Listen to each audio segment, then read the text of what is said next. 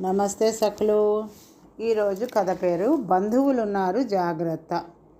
ఒకానొకప్పుడు సూర్యాపురము అనే గ్రామంలో రంగధాముడు అనే దానశీలి ఉండేవాడు. ఆయన ఆదిలో గొప్ప ధనవంతుడే. అయినా తన భవిష్యత్తు గురించి ఆలోచించకుండా దానాలు చేయడం వల్ల కొద్ది కాలంలోనే బికారి అయిపోయాడు.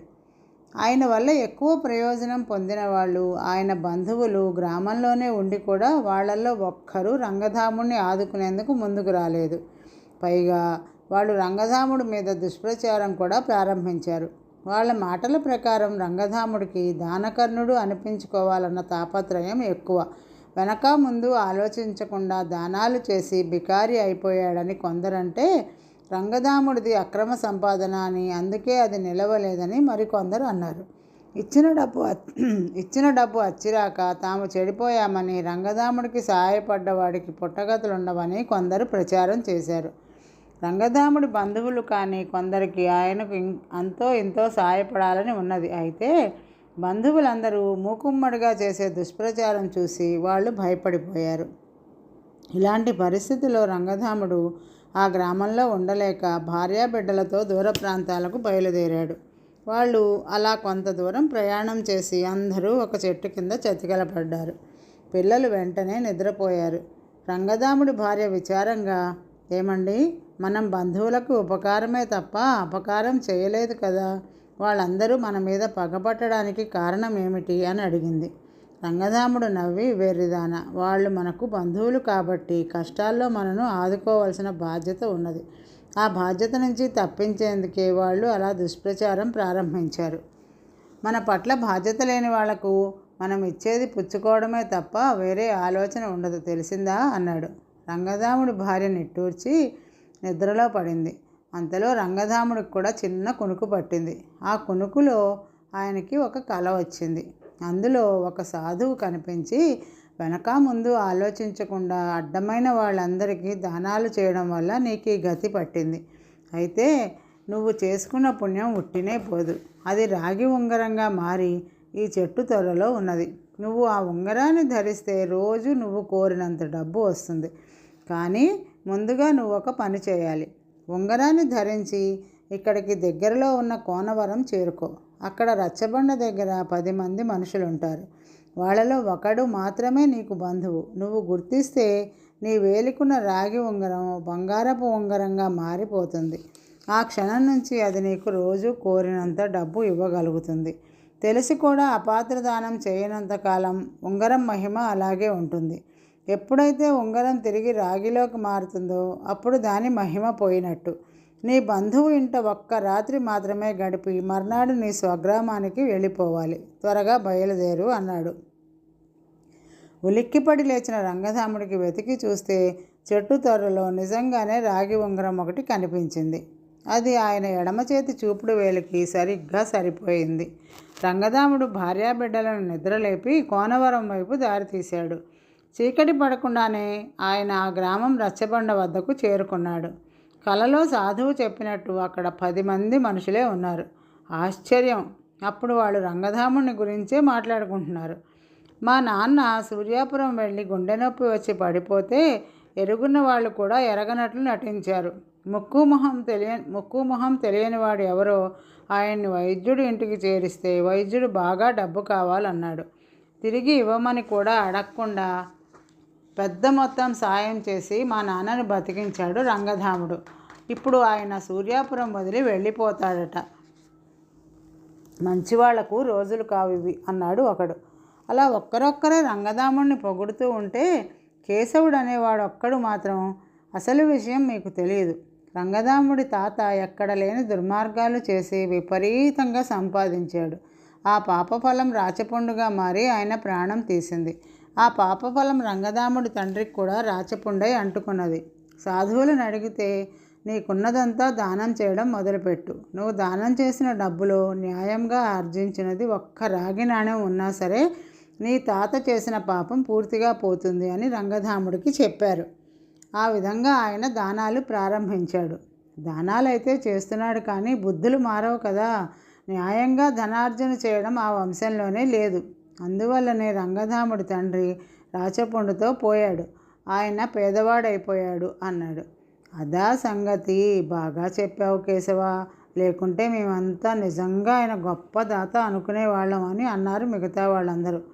అప్పుడు రంగధాముడు కేశవుణ్ణి సమీపించి, నాయనా, నా పేరు రంగధాముడు. కోనవరంలో నాకు బంధువులు ఉన్నట్టు తెలియదు. పోలికను బట్టి నువ్వు తప్పక మా బంధువు అయి ఉండాలని తోస్తున్నది అన్నాడు. ఆ వచ్చినది రంగధాముడని తెలియగానే కేశవుడు తప్ప మిగతా వాళ్ళందరూ ఆయనకు అప్రయత్నంగా భక్తిభావంతో నమస్కరించి, అయ్యా, తమను గురించి చాలా విన్నాం. మా అదృష్టం కొద్దీ మీ దర్శనమైంది. తమ ఓటి గొప్పవారికి కష్టాలు రావడం మాకు విచారం కలిగిస్తున్నది.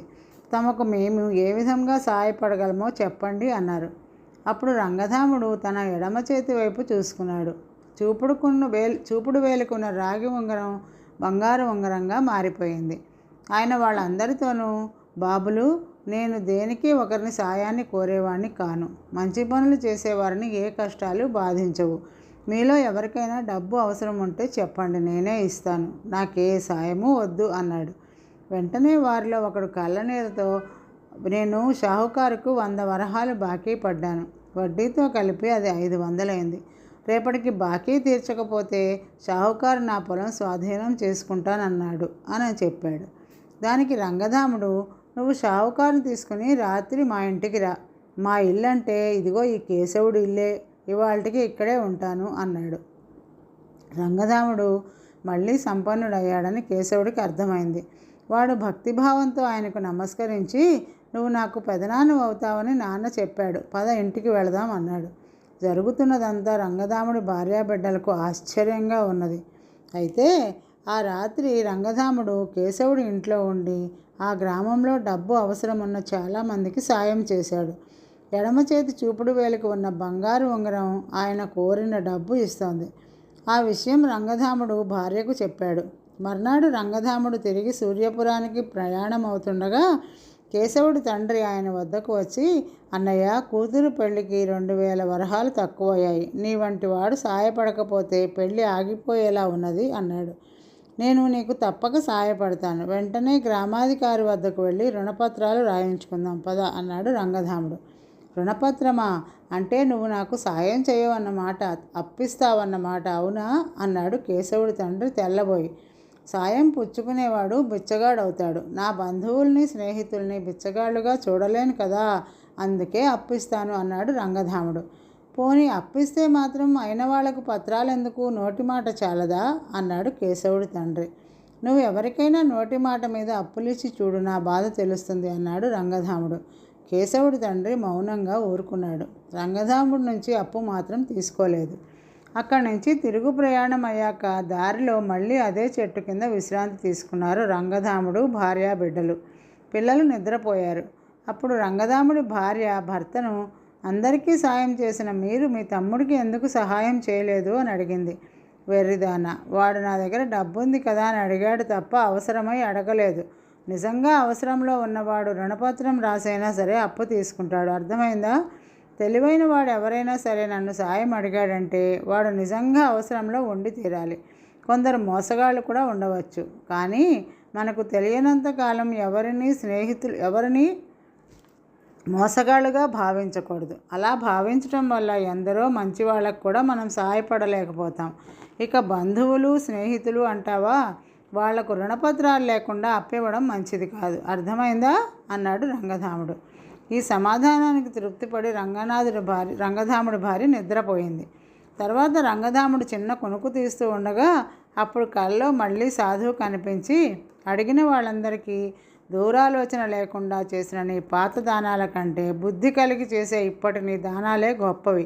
కోనవరంలోని బంధువుని గుర్తించగానే నీకు బుద్ధి వచ్చినట్టు తెలిసింది నాకు. ఇక మీదట ఇదే విధంగా నువ్వు ఎన్ని దానాలు చేసినా పేదరికం నీ దరిదాపులకు రాదు అని మాయమయ్యాడు.